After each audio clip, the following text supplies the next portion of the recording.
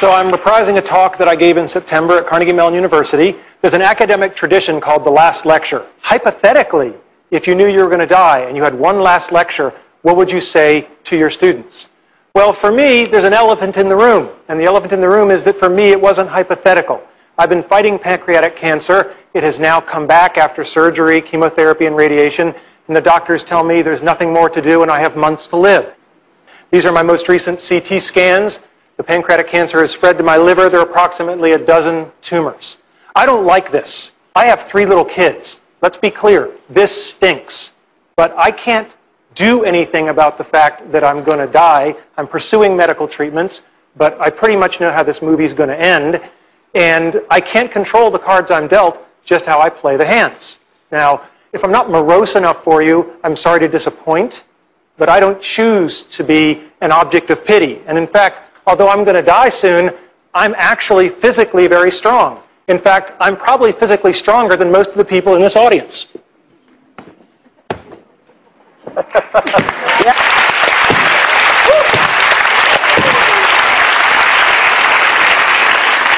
So, today's talk is not about death. It's about life and how to live. Specifically about childhood dreams and about how you can try to achieve them. My childhood dreams, your childhood dreams. As a child, I had an incredibly happy childhood. I went back and rated the photo album, and I couldn't find any places where I wasn't smiling. Right? I just had a great childhood. And I was dreaming, always dreaming. It was an easy time to dream. When you turn on your television set and men are landing on the moon, anything is possible. And we should never lose that spirit. So what were my childhood dreams? Being in the National Football League. This is one of the childhood dreams I didn't achieve. All right? And it's very important to know that if you don't achieve your dreams, you can still get a lot by trying for it. There's an expression I love, experience is what you get when you don't get what you wanted. Now, I played Little League football for a long time, and I had a phenomenal coach, Coach Jim Graham, and he was old school. When I was at a practice, he rode me all practice. You know, you're doing it wrong, go back, do it again. You're sloughing off, you owe me push-ups. Just for 2 hours, it was relentless. And after practice, one of the assistant coaches came up to me and he said, yeah, Coach Graham rode you pretty hard. And I said, yeah. And he said, that's a good thing, because it means he cares. When you're doing a bad job and nobody points it out to you, that's when they've given up on you. And that's something that's really stuck with me, is when somebody is going to ride you for 2 hours, they're doing that because they care to make you better.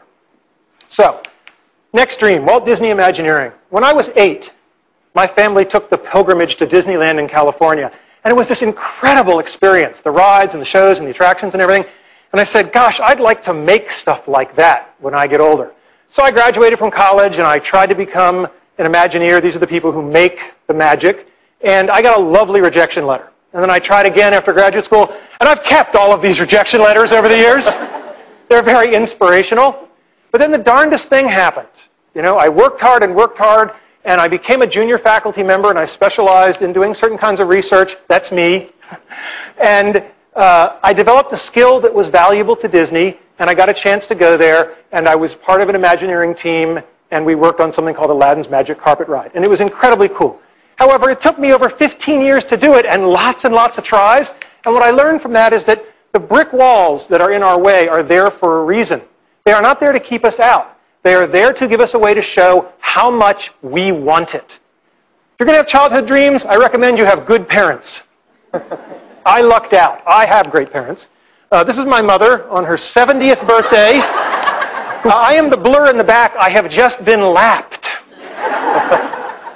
This is my father on his 80th birthday. There is this notion of have fun all the time. Have a sense of fun and wonder. That should never go away. All right? My dad, what an incredible guy. He fought in World War II. He was clearly part of the greatest generation. Sadly, my dad passed away a little over a year ago. And when my mother was going through his things, that was when she discovered that in World War II, he was awarded the Bronze Star for Valor. In 50 years of marriage, it had just never come up. There's a real lesson in humility that I can learn from my father there. Now, my mother. Mothers are people who love you even when you pull their hair. And this was the kind of relationship I had with my mother. And my mother, speaking of humility, was always there to keep me in check.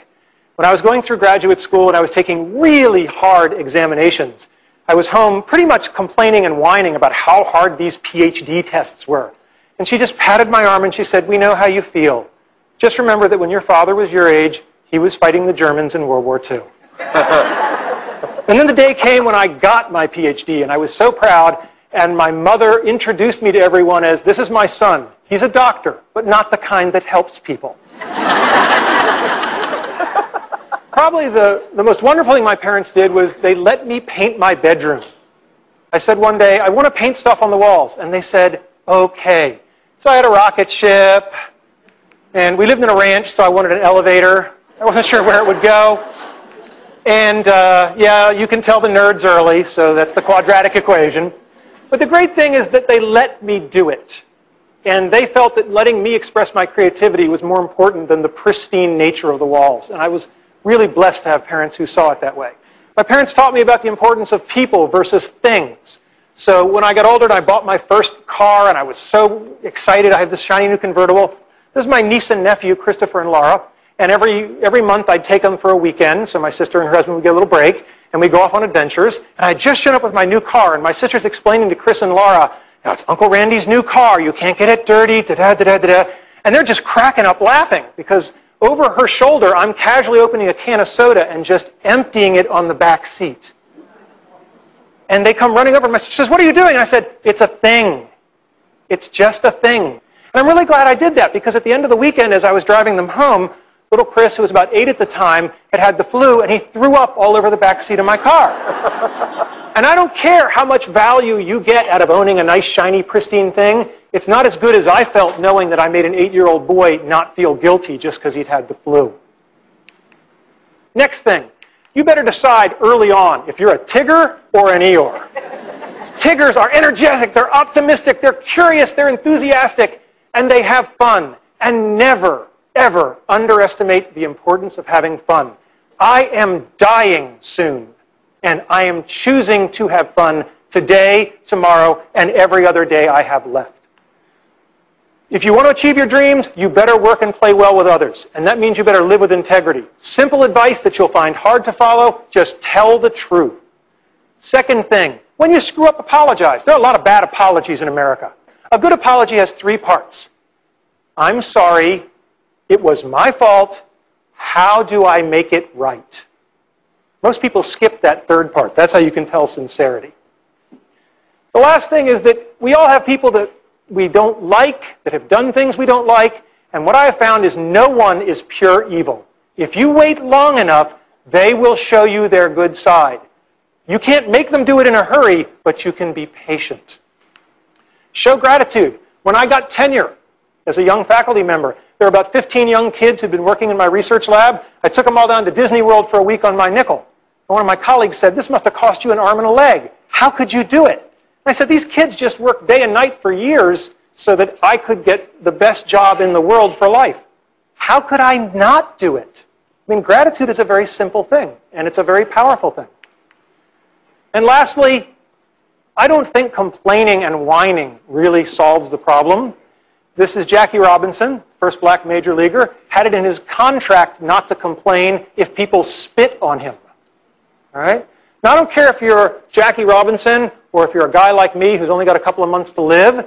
You can choose to take your finite time and energy and effort, and you can spend it complaining, or you can spend it playing the game hard, which is probably going to be more helpful to you in the long run.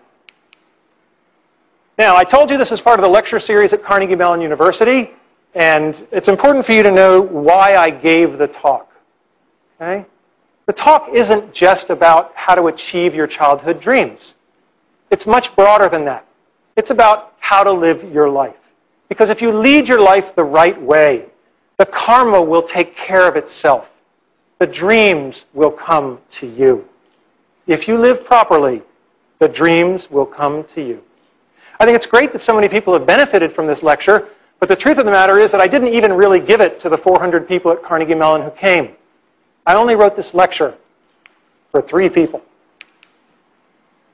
And when they're older, they'll watch it. Thank you.